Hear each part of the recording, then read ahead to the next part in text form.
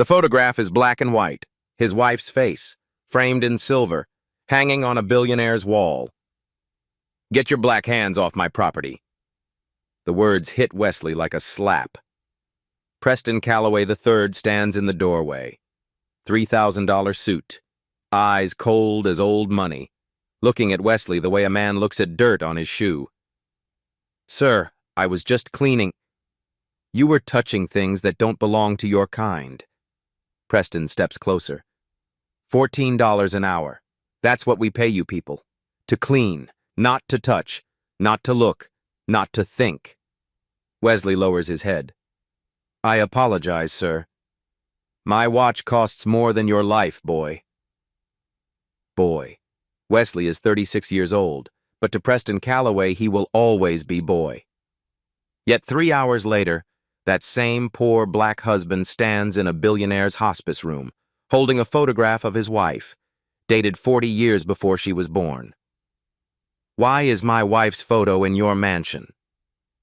The dying billionaire's answer will shatter everything. His marriage, his identity, and a murder buried for 40 years. The alarm screams at 5:15 a.m. Wesley Monroe does not hit snooze. He swings his legs off the bed. The floor is cold beneath his bare feet. The apartment is quiet except for the hum of the old refrigerator in the kitchen. Beside him, his wife Denise sleeps with one hand resting on her belly. 7 months pregnant. Their first child.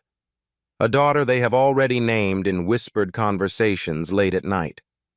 Wesley stands in the bathroom, splashes cold water on his face, studies his reflection in the cracked mirror, hands rough from years of bleach and industrial cleaners, back straight from pride that refuses to bend. 36 years old. 3 jobs, 60 hours a week. $14.50 an hour. He is not building a career. He is building a nursery in his mind, one paycheck at a time. In the kitchen, he starts the coffee maker. The machine gurgles and hisses, filling the small space with the smell of cheap grounds. Denise appears in the doorway, wrapped in a faded blue robe, rubbing sleep from her eyes. "You're up early," she says. Her voice is soft with morning. "Always am." She waddles to the table, one hand supporting the small of her back. He pours her decaf. The doctor's orders she pretends to hate. She makes a face but drinks it anyway. "Big estate job today?" she asks. Wesley nods. "Calloway Place, out past the old mill district. The agency says it's a one-day job. Good money if they like my work." "Fancy people?" "The fanciest. Old money, the kind that builds hospitals with their name on the door." Denise wraps both hands around her mug. "Just be careful. Those kinds of people, they look at us different." Wesley reaches across the table, takes her hand. "I've been invisible my whole life, Denise. I know how to move through their world without making waves." She squeezes his fingers, then reaches up to fix his collar. A ritual they have performed 1,000 mornings. He adjusts the pillow behind her back. She smooths the wrinkle on his sleeve. Small gestures, a language only they speak. "Promise me you'll be careful," she says. "It's just cleaning, dusting shelves, polishing silver." "Promise me anyway." He kisses her forehead, breathes in the scent of her shampoo. "I promise." Their apartment is small, 600 square feet in a brick building in North Charleston. The paint is peeling near the window. The hot water takes 3 minutes to warm. But it is clean. Photos crowd the refrigerator door. Their wedding day, the ultrasound image, a faded picture of Denise's parents. In the corner of the bedroom sits a second-hand crib. Wesley found it at a yard sale, spent 3 weekends sanding and repainting it. White, with small yellow stars stenciled along the rails. Denise cried when she saw it finished. He grabs his keys from the hook by the door. His work bag, cleaning supplies, rags, a change of clothes, his lunch in a brown paper bag, a sandwich Denise made the night before with a note tucked inside that he will not read until noon. At the door, he pauses, looks back at his wife. "I was a late adoption," Denise says suddenly. The words seem to surprise even her. Wesley frowns. "What?" "8 months old when Ruth and James took me in. Most babies get adopted right away. But I was 8 months." She stares into her coffee. "Mama Ruth always said there were complications. Never explained what that meant." Wesley returns to the table, kneels beside her chair. "Why are you thinking about this now?" Her hand moves to her belly. "I don't know. Maybe because of her. Our daughter. I keep thinking about where she comes from. Her history. What we'll tell her someday." Wesley covers her hand with his. "Her history is us, you and me. The life we're building. That's all she needs to know." Denise smiles, but something flickers behind her eyes. A shadow Wesley does not recognize. Something old, something buried. "Go," she says. "You'll be late." He kisses her once more, then steps out into the gray morning. The drive through Charleston takes 40 minutes. Wesley passes the historic district with its pastel mansions and wrought iron gates, past the waterfront where tourists snap photographs of the harbor, past the old neighborhoods where his grandmother lived before the developers came with their money and their bulldozers. He passes estates with driveways longer than the street he grew up on, houses worth more than he will earn in 10 lifetimes. Wesley does not feel envy. He feels purpose. Every dollar has a destination. Diapers, formula, a crib mattress that passed safety standards. Maybe, someday, a down payment on something with a yard, a swing set, a place where his daughter can run. He is not building wealth. He is building safety, stability, a foundation his daughter can stand on. The Callaway estate appears through a canopy of ancient oak trees. Spanish moss hangs from the branches like gray curtains. The main house sits at the end of a quarter-mile driveway. White columns, black shutters, a porch that wraps around 3 sides. Wesley pulls around to the service entrance, signs the gate log with his name and the time, 9:14 a.m. Just another rich house, he tells himself. He has no idea what is hanging on the wall inside. The housekeeper meets Wesley at the service door. She is white, mid-50s, with steel-gray hair pulled into a tight bun. Her face looks like it has forgotten how to smile decades ago. "You're the cleaner," she says. Not a question. A statement of fact. A classification. "Yes, ma'am. Wesley Monroe. The agency sent me." She looks him over. Her eyes travel from his work boots to his canvas bag to his dark skin. Her expression does not change, but Wesley feels the assessment, the judgment, the silent calculation of how much trouble he might cause. "Follow me." They walk through a service corridor, plain walls, linoleum floor, the part of the house the family never sees. Then through a door, and suddenly Wesley is in another world. Marble floors, crystal chandeliers, oil paintings in gilded frames, the smell of furniture polish and fresh flowers and money. So much money it has its own scent. "The study," the housekeeper says, stopping before a heavy oak door. "Third door on the left. Dust the shelves. Polish the frames. Don't touch anything else. Don't open any drawers. Don't move any objects. Just clean what you can see." Wesley nods. He has heard this script before. Different houses, same message. You are here to serve. You are here to clean. You are not here to exist as a person. The family? Mr. Preston Callaway is in the East Wing. Do not disturb him. Do not approach him. If he speaks to you, answer briefly and return to your work. "Yes, ma'am." "Yes." She turns and walks away. Her footsteps echo on the marble. Then silence. Wesley pushes open the study door. The room smells of lemon polish and leather and old money. Dark wood paneling covers every wall. Leather chairs flank a fireplace that probably has not been lit in years. Books line the shelves. Leather-bound volumes with gold lettering. arranged by color rather than subject. Decoration, not literature. Wesley begins his work. Baseboards first, running his cloth along the edges where dust collects. Then the window sills, careful not to disturb the heavy velvet curtains. Then the shelves, working methodically around objects that cost more than his monthly rent. He moves to the wall of framed photographs. Family history on display. Black and white images of men in stiff suits and women in pearls. Factory openings with ribbon-cutting ceremonies. Politicians shaking hands with Callaways across 3 generations. A visual record of power accumulated and preserved. Wesley's cloth moves from frame to frame. Gold frames. Mahogany frames.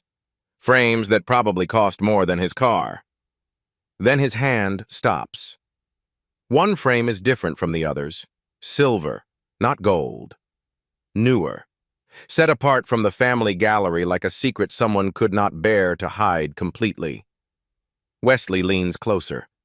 A black and white photograph. A young black woman, early 20s. She sits on what looks like a garden bench, surrounded by blooming roses. Her head tilts slightly to the left. A soft smile plays on her lips, not posed, but genuine. Caught in a moment of private happiness. A string of pearls circles her neck, simple, elegant, the kind of pearls a man gives to a woman he loves. The brass plate beneath the frame reads, Margaret, 1984. Wesley's breath catches in his chest. He knows this face. He has kissed this face 1,000 times. He has watched this face sleep beside him for 8 years. He has seen this face light up with laughter and crumple with tears and glow with the news of their first child. The cheekbones, sharp and elegant, the slight tilt of the head. A habit Denise has never been able to break. The small birthmark near the left ear, the one Wesley traces with his finger when they lie in bed at night. That's Denise, he whispers to the empty room. That's my wife. But the brass plate says 1984. Denise was born in March of 1984. This photograph is older than his wife. The woman in the frame is 20 years old, maybe 22. And the image quality, the style, the clothing, all of it belongs to another era. The face is identical, but the woman is not his wife. His heart pounds against his ribs. His hands tremble as he reaches for his phone. He photographs the photograph. The flash reflects off the glass. Is there a problem? Wesley spins. The housekeeper stands in the doorway. Her eyes move from Wesley to the photograph to the phone in his hand. Her expression hardens. This picture, Wesley manages. His voice sounds strange in his own ears. The woman. Who is she? The housekeeper's face goes flat, completely closed. A family matter. But she looks exactly like A family matter. The words cut like a blade. Return to your work. She steps back into the hallway. Wesley hears her voice, low and urgent, speaking into a phone. He catches fragments. The cleaner. Asking about the photograph. Yes, the one in the study. No, I don't know how he... 5 minutes pass. Wesley pretends to dust. His mind races. Then footsteps approach. Confident. Measured. Unhurried. The footsteps of a man who has never been questioned in his own house. Preston Calloway III enters the study. He is tall, early 40s, tailored suit that costs more than Wesley earns in a month. Eyes that assess Wesley like a farmer checking livestock. Cold, calculating, utterly without warmth. You're the cleaner, Preston says. Yes, sir. I know what you were doing. Preston steps closer. His cologne fills the space between them. Expensive, aggressive. I know you took a photograph with your phone. I know you were asking questions about that picture. Wesley's jaw tightens. The woman in the photograph, she looks exactly like my wife. That is none of your concern. She's identical. The same face, the same... That photograph is a family matter. Preston's voice drops, controlled, dangerous. The voice of a man accustomed to being obeyed. You are here to clean. Not to ask questions, not to take pictures, not to concern yourself with things that do not involve you. He steps closer. Close enough that Wesley can smell his breath. Close enough that the threat requires no words. Delete it. Sir, the picture on your phone. Delete it. Now. Or you will never work in Charleston again. Not cleaning. Not anything. His eyes are ice. Do you understand me? Wesley's finger hovers over his phone. He opens the photos, selects the image, watches Preston watching him. He presses delete. Preston watches the screen, nods once, straightens his tie. Finish your work. Then leave. Do not return to this property. Do not speak about what you saw. Do not contact anyone in this family. He turns and walks out without looking back. Wesley stands alone in the study. His hands shake, but his jaw is set. In his car, he opens his phone. Recently deleted folder. The photograph is still there. He recovers it. Then he searches. Harrison Calloway Sr., patriarch of the Calloway textile fortune, 78 years old, founder and former CEO, currently receiving hospice care at St. Michael's Hospice, downtown Charleston. Wesley stares at the address, then at the photograph. His wife's face, 40 years before she was born. He starts his engine. St. Michael's Hospice sits on a quiet street downtown. Red brick, white columns. The kind of place where wealthy families send their dying to fade with dignity. Wesley parks in the visitor lot. He is still wearing his work clothes. He has not been home. He cannot wait. He sits in his car, stares at the photograph on his phone. His wife's face. Margaret, 1984. Impossible, but undeniable. The front entrance has a security desk, a visitor sign-in sheet, an approved list. Wesley watches, studies the patterns. Shift change happens at 7 p.m. The side entrance opens for deliveries. At 7:12, a delivery van pulls up. The side door props open. Wesley walks in behind the driver, stride purposeful, like he belongs. No one stops him. The directory lists room 412. Calloway H. The hallway smells of antiseptic and lilies. Wesley's work boots squeak on the polished floor. His heart pounds against his ribs. Room 412. The door is slightly ajar. Wesley pushes it open. The room is private. Expensive flowers crowd every surface. Monitors beep softly. And in the bed, propped against silk pillows, lies Harrison Calloway Sr. He is thin. Oxygen tubes in his nose, skin like paper stretched over bone. But his eyes are open, alert, watching the door. Wesley freezes. He did not expect the old man to be awake. You're not a nurse. Harrison's voice is weak but clear. No, sir, I'm not. Harrison studies him, takes in the work clothes, the nervous hands, the determination in his eyes. You're the one from the estate, the one Preston called me about. Wesley blinks. He called you? My son calls me when he's scared. He doesn't get scared often, which means you found something. Wesley steps closer. His throat is dry. He pulls out his phone, shows the photograph. Mr. Calloway, I was at your mansion today, cleaning your study, and I saw this photograph on your wall. He holds the phone closer. His voice is steady despite everything. Why is my wife's photo in your mansion? Silence fills the room, only the beeping of monitors. Harrison's eyes fix on the screen. The woman's face, the pearls, the date. Something shifts in his expression. Pain, memory, a wound that never healed. Your wife, Harrison says slowly. What is her name? Denise. Denise Monroe.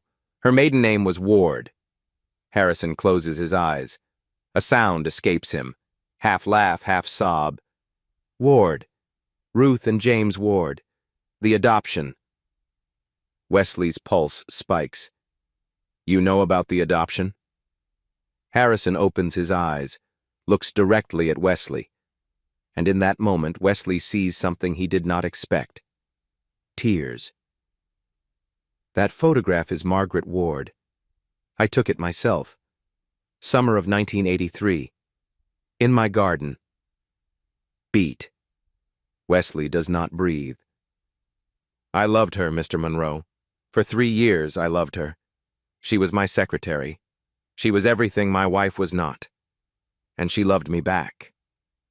Beat. In March of 1984, she gave me a daughter. The words hang in the air. Wesley feels the floor tilt beneath him. Harrison's voice drops to a whisper. Your wife, Denise, is my daughter. Wesley's legs buckle. He grabs the bed rail. The room spins. That's not possible, he manages. I wish it weren't. I've wished that every day for 40 years. But Denise was adopted. Her parents were Ruth and James Ward. They raised her, Harrison interrupts. But they didn't create her. Margaret and I did. Wesley struggles to breathe. 1,000 questions crowd his mind. Why? Why was she hidden? Why didn't you? Harrison's hand shoots out, grips Wesley's wrist with surprising strength. Listen to me. What I'm about to tell you could get you killed. Wesley forces himself to focus. When Margaret got pregnant, I was a coward. I let my family's lawyers handle everything. They paid Margaret to disappear, altered the birth certificate, arranged the adoption, made my daughter vanish like she never existed. His grip tightens. In 1996, Margaret started looking for Denise, writing letters to adoption agencies, trying to find our daughter. What happened? Harrison's face darkens. My son Preston found out. And 3 months later, Margaret was sick. 12 months after that, she was dead. Wesley's blood runs cold. Dead? How? Harrison's eyes bore into his. My son killed her, Mr. Monroe. Made it look like a car accident. Made sure there was no autopsy. Had her cremated within 24 hours. Silence. Only the monitors beeping. And if you keep asking questions, Harrison whispers, he will kill you too. Wesley cannot speak, cannot move. Harrison releases his wrist, reaches under his pillow, pulls out a worn envelope. I've kept this for 20 years, waiting for someone brave enough to use it. Inside, a photograph of Margaret in a hospital bed holding a newborn baby. On the back, handwritten, My Girls, March 3rd, 1984. And a letter, in Harrison's own hand. Denise Ward is my biological daughter. The birth certificate was altered on my family's orders. May God forgive me. Footsteps in the hallway. Approaching. Go, Harrison urges. Preston has people everywhere. Don't come back here. Wesley pockets the envelope, moves toward the door. Harrison's final words follow him out. Tell my daughter, I'm sorry I never got to hold her again. Wesley drives home in a daze. Streetlights blur past. His hands grip the wheel until his knuckles turn white. Harrison's words echo in his mind. Your wife is my daughter. My son killed her. He parks outside their apartment, sits in the darkness, tries to breathe.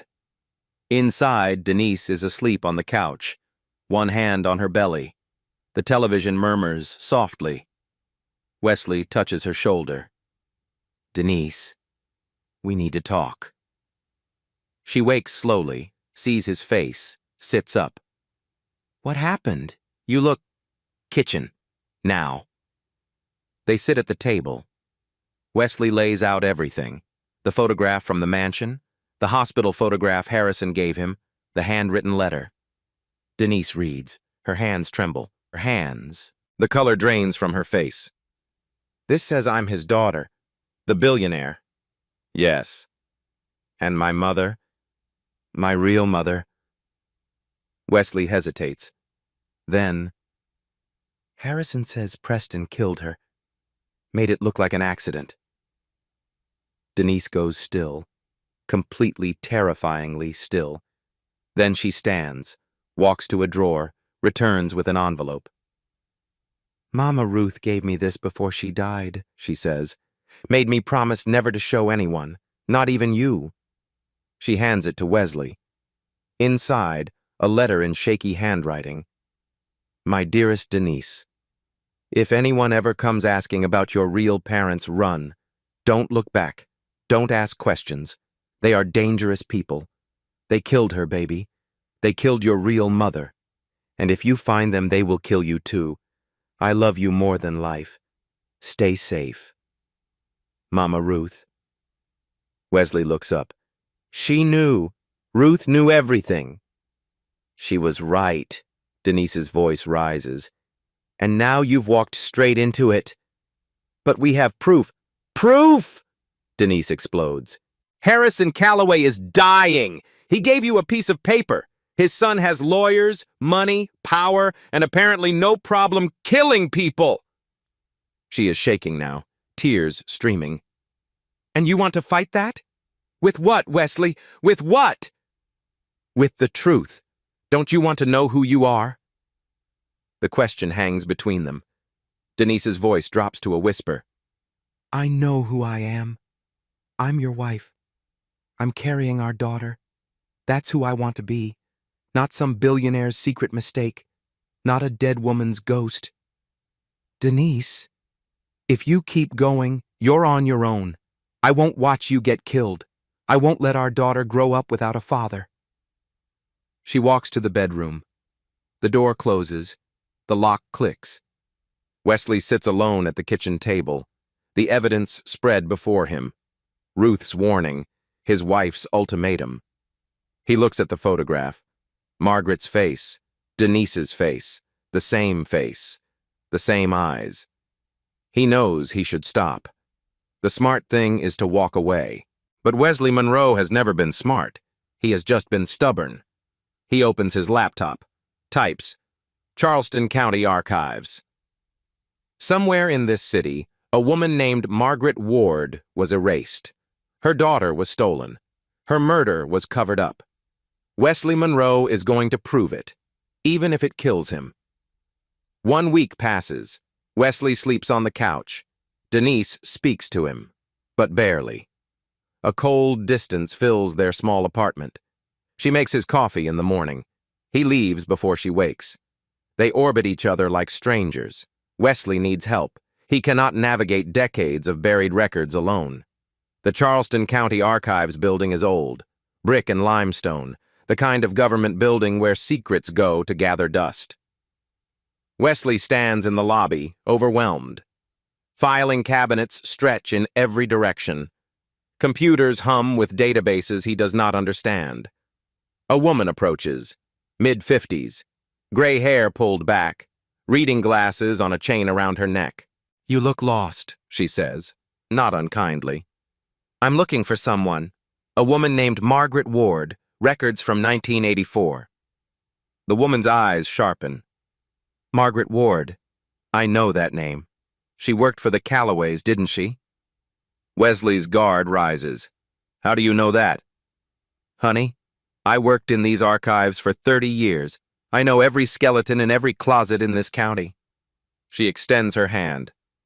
Lorraine Bassett, retired records clerk. Genealogy researcher now. Wesley Monroe. Lorraine studies him. You're not just curious, are you? This is personal. Wesley hesitates, then nods. Come with me, Lorraine says. Some records got sealed back then, but seals crack. They work together. Days turn into a week. Lorraine's home office becomes their headquarters, walls covered with genealogy charts, filing cabinets stuffed with yellowed documents. Wesley shows her Harrison's letter, but not the murder accusation. He keeps that back. Some things you do not share until you are certain. If Harrison Calloway wrote this, Lorraine says, we can prove paternity, but we need a documentation trail. They find it. First, Margaret Ward's employment file. Executive Secretary, Callaway Corporation, 1981 through 1984, hired at 20. Worked directly for Harrison Callaway Sr. Company newsletter photographs show them together at charity events, standing too close, eyes that linger too long. Not just an employee, Lorraine murmurs. A mistress, 3 years. Margaret resigned in March 1984. The same month Denise was born. Her resignation letter is stilted, formal, clearly dictated by lawyers. No forwarding address, no severance, no exit interview. She didn't leave voluntarily, Wesley says. She was removed. Then, the birth certificate. Filed at Charleston County, March 1984. Mother, Margaret Ward. Father, a blank line. But under UV light, something else appears. Harrison Callaway Sr., Lorraine reads, scratched out with black ink, but the original is still visible underneath. The alteration was made 2 weeks after filing. He acknowledged her, Wesley says, then erased himself. Took him 2 weeks to decide. He wants to tell Denise. She still will not engage. He leaves copies on the kitchen table. She reads them, says nothing. Lorraine tracks down another lead. A witness. Evelyn Tate. 71 years old. Retired nurse. Worked labor and delivery at Charleston Memorial Hospital from 1980 to 1995. Wesley visits her modest home in North Charleston. She is wary at first, a stranger asking questions about the past. Then Wesley shows her the hospital photograph, Margaret holding baby Denise. Evelyn's face softens. Margaret, I remember her. Pretty girl, scared, alone. You were there when she delivered? Night shift, March 3rd, 1984. She came in alone. No family, no husband, just scared. But someone visited, Wesley prompts. Evelyn nods slowly. Next morning, a man, expensive suit, nervous, brought pink roses. Harrison Callaway? I didn't know his name then, but I remember what he did. She pauses, her eyes grow distant. He held that baby for almost an hour. Just sat there crying. I've seen a lot of fathers. That man loved that child. Then what happened? A lawyer came, young guy, slick suit. Talked to Mr. Callaway in the hallway, heated. Next day Margaret was transferred to another facility. Baby was gone. Evelyn's voice hardens. I asked about the baby. They said adopted out, like she was a piece of furniture. Wesley leans forward. Why didn't you report this? Report to who? Evelyn laughs bitterly. In 1984, a black secretary and a white millionaire? Nobody wanted that story. Nobody would have believed me. Wesley asks about Margaret's death, 1996, the car accident. Evelyn's expression changes, darker now. That accident never sat right with me. Margaret was healthy, then suddenly sick for months, then dead. Body cremated within 24 hours, no viewing, no autopsy. Who handled the arrangements? The son, Preston. He had access everywhere, hospital, funeral home, records office, unusual access for someone who wasn't family. Wesley files this away. It aligns with Harrison's accusation. Evelyn grabs his hand. Her grip is strong. You find her daughter. You tell her someone remembered, someone cared. Wesley meets her eyes. I already found her. She's my wife. Tears spill down Evelyn's weathered face. Then you fight for her, whatever it takes. That girl deserves to know where she comes from. If you have ever had someone try to erase your family's history, you understand what Wesley is fighting for. Stay with him. The truth is coming. Wesley drives home with a box of evidence: employment records, birth certificate, Evelyn's testimony.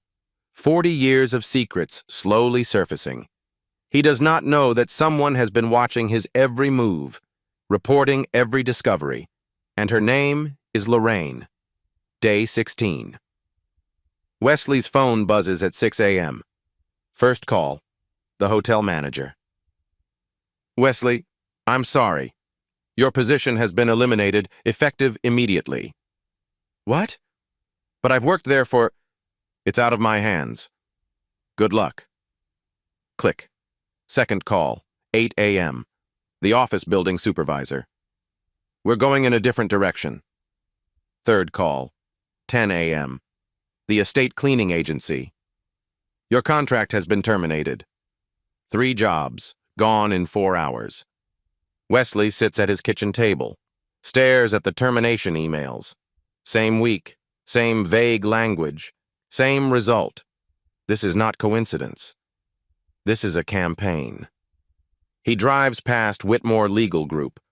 Preston Calloway's car sits in the parking lot. Wesley understands. Preston is dismantling his life, piece by piece, until there is nothing left. He calls Lorraine. They're coming after me, fired from all 3 jobs. Oh no. Her voice drips with concern. That's terrible. Be careful, Wesley. These people are powerful. I need to see those other files we talked about. The ones you said might take time. Come by tomorrow. I'll have everything ready. Her voice sounds off, but Wesley is too stressed to notice. The next day, he goes to Lorraine's house. Knocks. No answer. The door is unlocked. Lorraine? It's Wesley. The house is empty, but her computer is open on the desk. Email visible on the screen. Wesley glances at it. Freezes. From Preston Calloway III. To Lorraine Bassett. Subject, Ree Monroe. Progress report, week 3. Continue providing documents as discussed. Keep him focused on the employment records and birth certificate. But the autopsy report stays sealed. He cannot know how Margaret really died. Not yet. Not until we've neutralized the threat. Wire transfer of $15,000 confirmed to your account. Wesley's blood turns to ice. He scrolls through the emails. Weeks of correspondence. Every discovery he made, reported within hours. Every question he asked, documented and sent to Preston. She was never helping him. She was handling him. Wesley photographs the emails, leaves before Lorraine returns. In his car, his hands shake. One phrase echoes in his mind. Autopsy report. Margaret's death was not an accident. Harrison was right. Preston killed her and buried the proof. His phone rings. Denise's number. Wesley. Her voice is breaking. Something's wrong. The baby. I'm bleeding. Wesley breaks every speed limit. The ambulance is already there when he arrives. Denise on a stretcher. Paramedics working around her. Preterm labor, one of them says. Stress-induced. We need to move. Wesley rides with her, holds her hand, prays for the first time in years. Charleston Women's Hospital. Emergency room. Hours of waiting. Finally, a doctor emerges. We've stabilized her. The baby is okay. For now. Wesley nearly collapses. But her blood pressure is dangerously high, the doctor continues. She needs complete rest. Whatever stress is causing this, it has to stop. Wesley enters her room. Denise is pale, exhausted, hooked to monitors. She looks at him, not with anger, with fear. I thought I was going to lose her, she whispers. You didn't. You're both okay. This has to stop, Wesley. Whatever you're doing, it has to stop. He wants to argue. but looking at his wife, at his unborn daughter's heartbeat on the monitor, he cannot find the words. "I know," he says. She closes her eyes, falls asleep. Wesley sits in the chair beside her. His phone buzzes. Unknown number. A text. "Walk away now. This is your only warning." He deletes it, but his hands are shaking. Wesley faces the same representatives of the Calloway family's interests at every turn. Through their attorneys at Whitmore Legal Group, the family declined to comment on any allegations, stating only that the Calloways have always conducted their business and personal affairs with integrity. Hospital room. 3 a.m. Wesley sits in a plastic chair, has not moved in hours. Cold coffee in his hand, eyes fixed on the heart monitor. Beep, beep, beep. Denise sleeps. The lines on her face have softened, but Wesley cannot forget how she looked in the ambulance, the fear, the blood, the way she whispered their daughter's name like a prayer. He runs through his inventory of losses. 3 jobs, gone. No income. Rent due in 2 weeks. An ally who was a traitor. Every secret he shared sold for $15,000.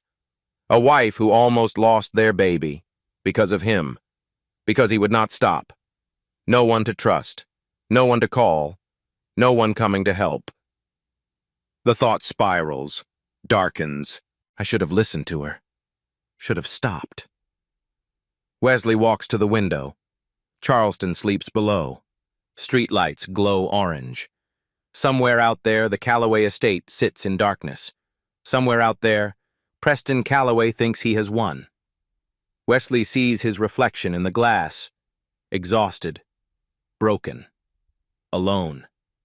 He reaches for his phone, ready to call Diane Crawford, the attorney he researched, and tell her it is over. Then he stops. A memory surfaces. James Ward, Denise's adoptive father. Wesley met him once, briefly, before he died. James had been a quiet man, worked 30 years in the shipyard, raised a daughter who was not his by blood but was his in every way that mattered. Wesley had asked him for Denise's hand. Old-fashioned, maybe, but James was an old-fashioned man. "A Monroe doesn't run from the truth," James had said. "A Monroe runs toward it." Wesley had laughed nervously. "Sir, I'm not a Monroe by birth." James had smiled. "You married my daughter. That makes you family, and family doesn't quit." The memory fades. Wesley looks at Denise, at the monitors, at the life they are fighting to protect. Then he looks at the photograph in his pocket. Margaret Ward, a woman who tried to find her daughter and died for it. Wesley makes silent promises. To Denise, "I will keep you safe." To Margaret, "I will prove what they did to you." To his unborn daughter, "You will know where you come from." Wesley Monroe does not pray. He makes promises, and he has never broken one. He sits back down, keeps watch.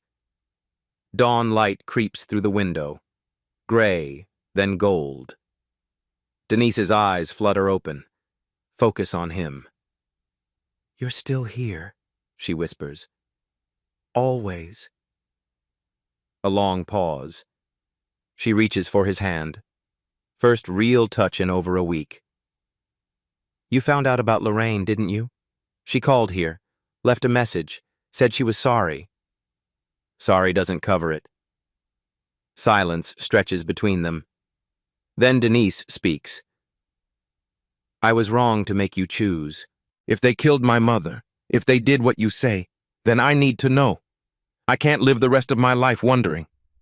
Wesley's heart clenches. "What are you saying?" Denise squeezes his hand. "We finish this. Together. But you have to promise me we do it smart. We do it careful. And if it gets too dangerous, we stop. I promise. Then go find the truth." She pulls his hand to her lips, kisses his knuckles. "But come back to me." This is where most people would stop. This is where the smart money walks away. But Wesley Monroe has never played the odds. And what he is about to discover will change everything. Day 22. Wesley's phone rings, Lorraine's number. He almost does not answer. "Please don't hang up." Her voice cracks. "I know what I did. I need to make it right." Wesley's jaw tightens. "You have 30 seconds. Meet me. I'll give you everything. The autopsy report, the proof of what Preston did to Margaret." Silence. Then, "Why should I trust you?" "Because when I found out what he really did, I couldn't sleep. I couldn't look at myself. The money isn't worth this." Wesley meets her at a coffee shop. Neutral ground. Lorraine looks 10 years older. Guilt has hollowed her cheeks, darkened the circles under her eyes. She slides an envelope across the table. Wesley does not touch it. "Talk first." Lorraine takes a shaky breath. "Preston contacted me 2 years ago. Said he needed someone to monitor anyone who came asking about Margaret Ward. Paid me $50,000 overtime. I thought it was just protecting family reputation. Rich people stuff." She looks down at her hands. "When you showed up, he told me to help you. Give you enough to keep you hooked. But certain files were off limits, especially the autopsy report." "Why?" "I didn't know. Didn't want to know." She meets his eyes. "But last week I looked, and I can't unknow what I saw." Wesley opens the envelope. A medical examiner's report. Margaret Ward, August 14th, 1996. Official cause of death. Motor vehicle accident, blunt force trauma. But there is another section. Stamped, sealed. Additional findings. Elevated lead levels in blood. 68 micrograms per deciliter. Toxic threshold is 40. Elevated lead levels in bone tissue consistent with chronic exposure. Estimated duration of exposure, 12 to 18 months. Finding? Death likely resulted from cumulative lead poisoning. Motor vehicle accident was proximate but not sole cause. Report sealed by family request. No criminal investigation initiated. Wesley reads it twice. 3 times. "Lead poisoning," he says. 18 months. Lorraine nods. "It's murder. Slow, deliberate. Almost untraceable, unless someone looks. Preston poisoned her. In 1995, Margaret started writing to adoption agencies, looking for Denise. Preston found out." Wesley's hands shake. "Why didn't she tell anyone? Go to a doctor?" "She did. The doctors told her stress, anemia. The tests that would have caught it were never ordered. Preston knew people at the hospital." Wesley stares at the report. Lead in her food. Lead in her water. 18 months of slow death. Preston Calloway did not silence Margaret Ward. He executed her. Diane Crawford enters the coffee shop. Wesley called her earlier. She reviews the documents. Her face hardens. "This changes everything. We're not just fighting for inheritance, we're exposing a murderer." Wesley looks at Lorraine. "This doesn't forgive what you did." "I know." Tears spill down her cheeks. "I just want it to matter." Day 28. Charleston County Courthouse. The emergency inheritance hearing begins at 9 a.m. Judge Harold Brennan presiding. Gray-haired, sharp-eyed, a reputation for fairness. Wesley and Denise sit at the plaintiff's table. Diane Crawford stands ready. Across the aisle, Preston Calloway III and a team of Whitmore legal attorneys. Expensive suits, confident smiles. Diane presents the evidence. Employment file, birth certificate, nurse testimony. Harrison's letter. The autopsy report. Preston's team objects at every turn. Most evidence is admitted anyway. Then the judge calls for DNA results. Court-ordered test. Chain of custody verified. Results sealed until this moment. Diane stands, opens the envelope. Your Honor, the DNA results. Probability of paternity between Harrison Calloway Sr. and Denise Monroe. She stops, reads again. Her face drains of color. Probability of paternity, 0.01%. Gasps fill the courtroom. Wesley's stomach drops. Denise grabs his hand. Preston smiles. For the first time since this began, he smiles. Your Honor, Preston's attorney rises. The science is clear. There is no biological relationship. This is nothing but a shakedown by opportunists. Judge Brennan's face is grim. Based on the DNA evidence presented, the court finds the paternity claim unsupported. Case dismissed. The gavel falls. Wesley cannot move, cannot breathe. Preston walks past them, pauses, leans close. I told you to walk away, he whispers. You should have listened. He straightens his tie, walks out. Denise buries her face in Wesley's chest, crying. Everything they fought for, gone. Outside the courthouse, Wesley sits on a bench, numb. His phone rings. Unknown number. Mr. Monroe, this is Evelyn Tate. Mrs. Tate, it's over. We lost. Not yet, you haven't. I saw something the night before those results came in. Wesley straightens. What did you see? My sister works security at the medical center. She showed me the parking garage footage. The night before your results were announced, Preston Calloway met someone in that garage. Who? A lab technician, man named Gerald Foster. I'm looking at the video right now. Timestamp 11:38 p.m. Preston hands him an envelope. You can see the cash inside. Clear as day. Wesley's heart pounds. He bribed the lab. I'm sending you the video. Wesley forwards it to Diane Crawford immediately. She files an emergency motion. Evidence tampering. Demand for independent DNA testing. Judge Brennan is furious. Corruption in his courtroom. He grants the motion immediately. New test. Independent laboratory. Court-supervised chain of custody. No Calloway access. 1 week later. Day 35. Results arrive. Diane reads them aloud. Her voice steady now. Probability of paternity between Harrison Calloway Sr. and Denise Ward Monroe, 99.98%.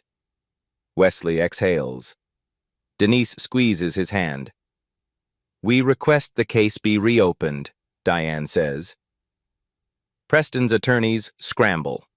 Object, demand delays. Judge Brennan cuts them off.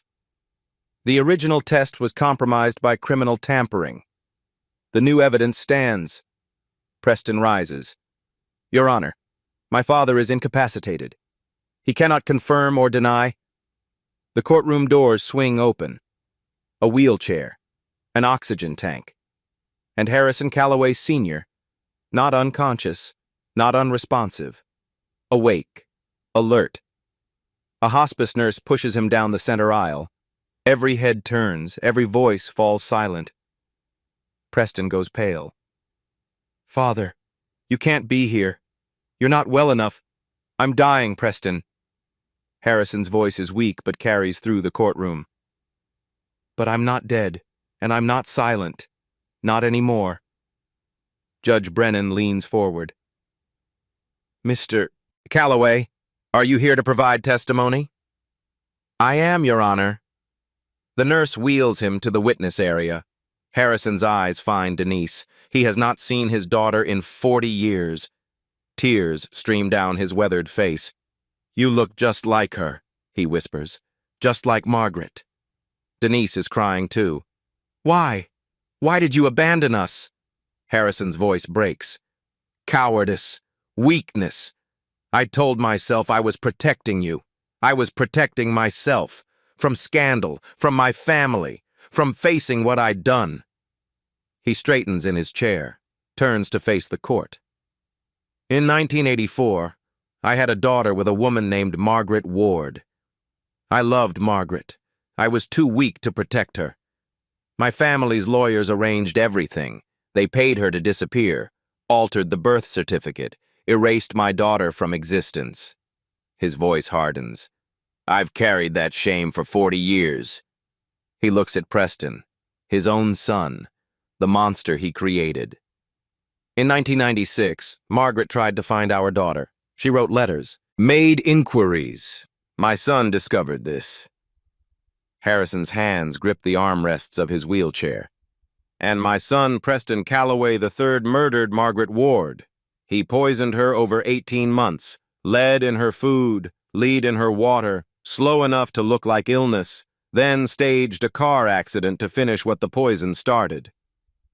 Preston is on his feet. These are lies. Father, you're confused. I am a coward, Preston. I have been my entire life, but I am not a liar, and I will not meet my maker with Margaret's blood on my hands. Harrison produces documents from a folder in his lap. Bank records showing payments to the staff who administered the poison. Pharmacy records for lead compounds. Instructions in my son's handwriting. I've kept everything. For 20 years, waiting for this moment. Judge Brennan reviews the documents. His face is stone. Preston Calloway III, based on this testimony and supporting evidence, you are remanded into custody pending investigation on charges of first-degree murder. You can't do this! Father! Harrison looks at his son one last time. I created you. I indulged you. I let you become a monster. This is the only way I know to stop you. Bailiffs approach. Handcuffs click around Preston's wrists. He is led away. His eyes never leave his father's face. Harrison turns to Denise, reaches out a trembling hand. 40 years too late. I know. But you are my daughter, and I am so sorry. Denise hesitates, then takes his hand. Judge Brennan speaks. The court recognizes Denise Ward Monroe as the biological daughter of Harrison Calloway Sr. and rightful heir to her portion of the Calloway estate. The gavel falls. Wesley holds his wife as she shakes with sobs. It is over. 6 months later. A small house in North Charleston. Not a mansion. Wesley refused to move to the estate. That house has too many ghosts, he said. Denise agreed. The living room is modest, clean, filled with light. And on the wall, in an ornate silver frame, hangs the photograph. Margaret Ward, summer 1983. Young, beautiful, full of hope. The brass plate now reads, Margaret Ward, beloved mother, 1961 to 1996. Denise stands before it, holding a baby, 3 months old, dark eyes, soft curls. Her name is Margaret Ruth Monroe, for both mothers, the one who gave her life and the one who raised her. Harrison died 3 weeks after the trial. Peaceful.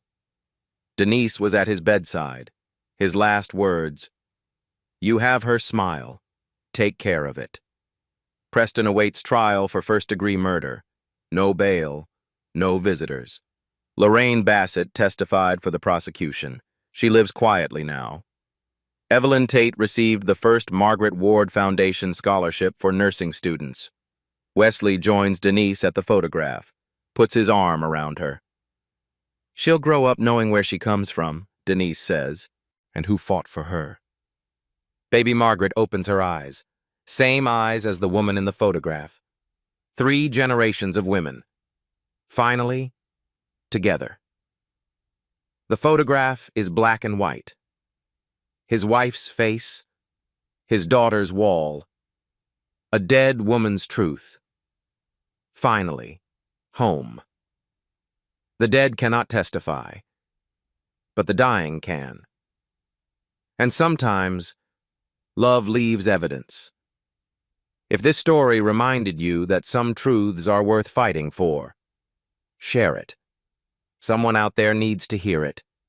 And if you want more stories like this, subscribe. We tell one every week. Wesley Monroe walked into a billionaire's mansion with a mop and a paycheck. He walked out with everything that mattered, and a photograph that finally found its way home.